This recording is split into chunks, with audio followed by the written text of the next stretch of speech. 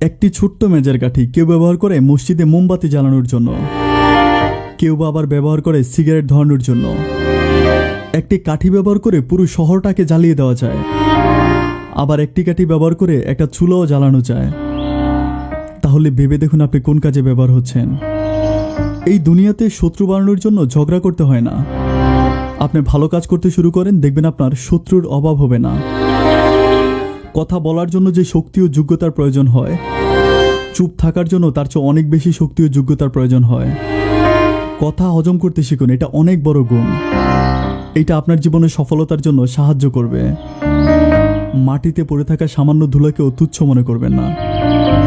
যখন উড়ে এসে এই সামান্য ধুলা আপনার চোখে পড়বে, তখন পুরো পৃথিবীটাই আপনার কাছে অন্ধকার হয়ে যাবে।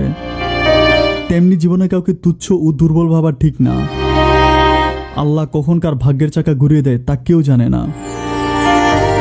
মানুষ বড়লোক হলে ভুলে যায় সেও কোনো একদিন গরিব ছিল। টিচার হলে ভুলে যায় যে সেও কোনো একদিন স্টুডেন্ট ছিল। তেমনি অধিকাংশ মায়েরা শাশুড়ি হলে ভুলে যায় উনিও কোনো একদিন বৌমা ছিল। কাউকে কোনো কিছু বিশ্বাস করানোর জন্য যদি আদালত বসিয়ে প্রমাণ দিতে হয়, তাহলে সেই বিশ্বাস করানোর কোনো দরকার নেই।